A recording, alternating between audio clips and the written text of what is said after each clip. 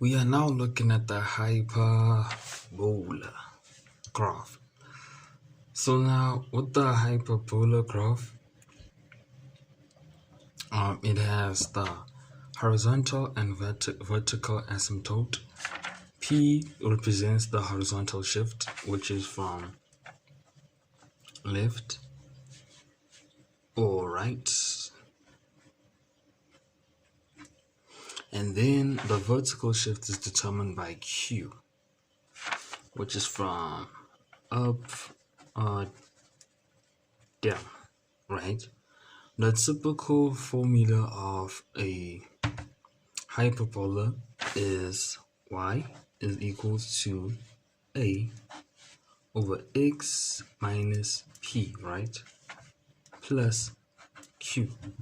As also the parabola, the p plays in the opposite direction. As you can tell, p right here, it is minus p and not plus p.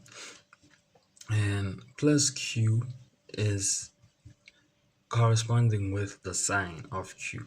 It moves up q times or moves down negative q times. Whereas here it is in the opposite direction, right? So now let's look at the typical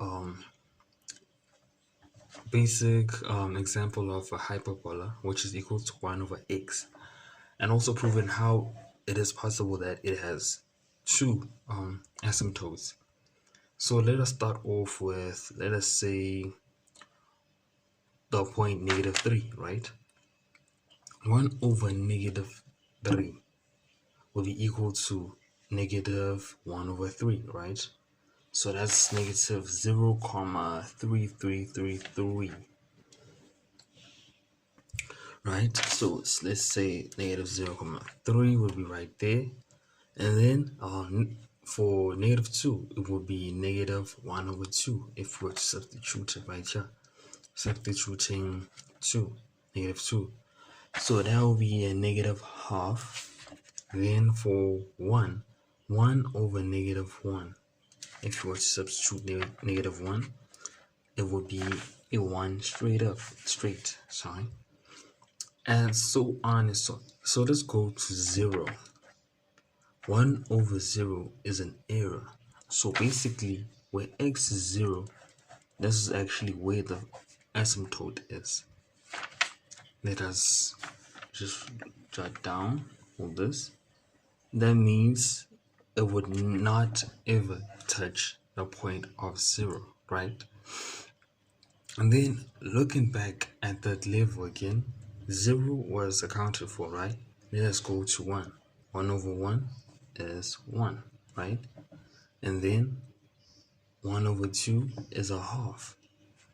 1 over 3 is 0,33. So basically, it also moves in like this, right? Let us say trying to touch y is equal to 0. What could be the possible problem at that point? So basically, calculating it, it moves closer and closer to this point, y equals to 0, but also never touches it. So that means it also is an asymptote, right? Also not touching this point. So that is the basic graph, the basic hyperbola graph. So let us say now the graph changes, goes to equals to this was a, right? 1 was actually a. Now let's say a is still 1, right? Let's say x minus, okay, let's say x plus 2, and then let us say minus 2, that's q. So it is x plus 2 for the q, right? And minus 2. Or let us just cancel this point, right? 1 over x plus 2. So basically, let us calculate that point using the graph. So it is actually 1 over -3, right? negative 3 plus 2, that is 1 over 1, which is right here. 1 over negative 2 plus 2 is 1 over 0, and that's not possible. So that means right here is the asymptote. Then from negative 1, 1 over negative 1 plus 1 will be equal to, negative, actually 1 over negative 1, right? Plus 2. So negative 1 plus 2 is 1. Again, negative 1 plus 2 is a positive 1 at this point, basically. Because at this point, it was negative 3, right? Negative 3 plus 2 is still negative 1. But now, at this point, it is negative 1 plus 2, which is positive 1. So let's move on to 0. 1 over 0 plus 2 is equal to 2. It's 1 over 2. So this is a half, right? And then let's move on to 1. 1 over 1 plus 2 is equal to 3, which is 1 over 3, as it is.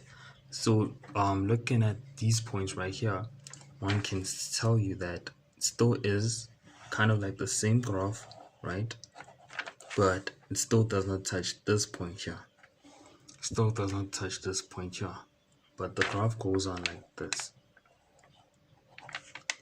When it comes to the hyperbola graph, one has to actually calculate all these points just for you to be exact as to what is happening. So this is how it is. This one right here. Also not touching the point where y is equals to 0. Let us look at a different point, and I think we're gonna cut it right here for today. Plus, let's say plus, I'd prefer minus 2, but let's say plus 2. But here is the new graph you're looking at. So basically this one shifted by 2. So as we have proven this one right here, it was plus 2 as you can see, but it moved 2 units to the left from this one right here. If you can tell, it was 1, right, from the original graph, but now this point is negative 1. It was 1 to 1, now it is negative 1 to 1, being the coordinates 1 to 1 to negative 1 to 1, right? So now we are looking at this graph right here. So looking at this graph right here, let us say, let's include a calculator for this so that it can all make sense. Okay, let us say for negative 3, we are about to calculate what this 1 over negative 3 plus 2. Calculating all of it just for proof. And it is 5 over 3, which is 1,6. 1,7 basically is negative 3. 1,1. So we'd say 1,7 is right there, right? And then let us say where x is negative 2. Negative 2. It is 3 over 2, 1,5, right? 1,5 will be right here. And then where x is negative 1, it is 1. So this point is 1, right? And then where x is negative 0, it is also an error. So basically, the asymptote here is also right here. Coming from this point, so it also goes like this, but not touching the asymptote.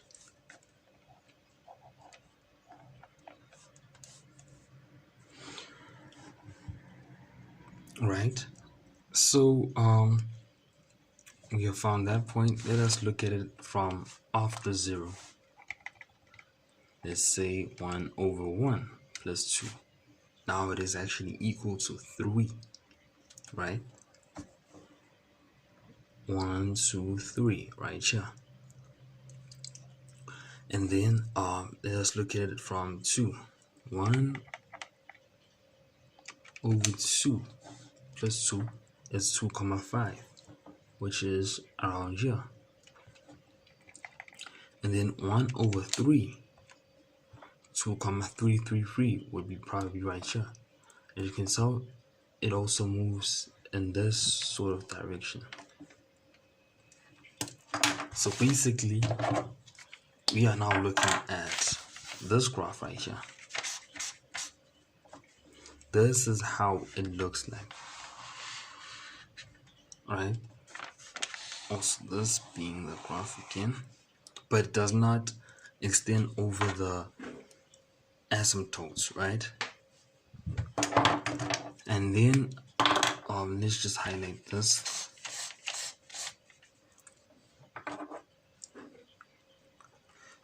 So basically, this right here also needs an arrow to kind of represent how far it is going. So basically, looking at the range at this point, let's start off with the domain for this graph right here, right? The green line, the vertical asymptote was at -2, right? As you can see, so it is x is an element of real numbers. As you can see, when it comes to the values of x values, basically, which determine the domain, the asymptote is at -2. So it meant that it came from negative infinity to -2, right? Which is a which does not include which is not included. So due to space, we're just gonna leave it at this point. But it also union and let me just write this properly underneath. So it is x is the element of real numbers, right? So it is negative infinity to -2. Then again, union, it goes on from -2 to positive infinity. Of course, that's how it actually goes at this point. It does not touch -2, but it also moves on from -2 and onwards, the domain. And then for the range, at this point, y, is the element of real numbers from y here. Looking at this graph was actually, the lowest point is negative infinity, the highest point here is 0, but this point here, the lowest point is 0 and the highest point is infinity. So that's why we included, so it's negative infinity, which the lowest point to 0, but 0 is also not included. Then from that to 0 to infinity, positive infinity. This is the domain and range of this graph here. Let's look at the domain and range of this graph here. So right here, let us just write x is the element of real numbers, right, for the domain.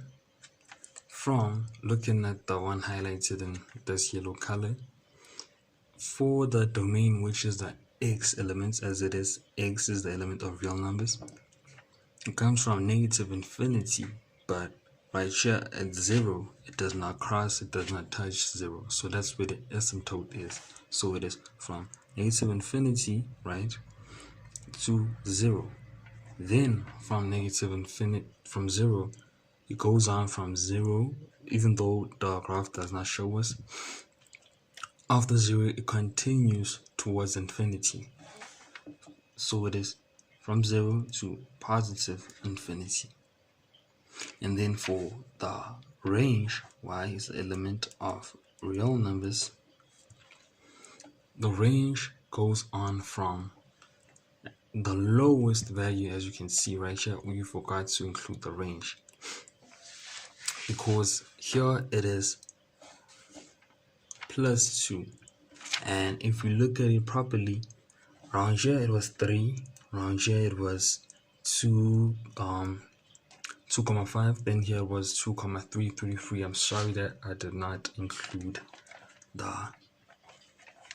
asymptote. This is the horizontal asymptote, so it had to be included, which is right here, this part here,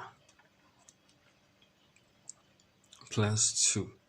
So also within this point, this was not supposed to cross. This here is the asymptote. So it goes on from negative infinity, which is the lowest point, to 2. So it's negative infinity to 2, and then from 2 to the highest point being positive infinity, to infinity, positive infinity. I do apologize for the unneatness and so not organized, but I'd say this is where we cut off the video for now. And looking at the asymptotes, we just need to include that point. P, right, determines the vertical asymptote, right? P right here goes on to the vertical asymptote. This is P, the change of P right here, plus 2. And also remembering that P, the general formula is minus. So this is the vertical asymptote, which determines the vertical asymptote. And then Q determines the horizontal asymptote.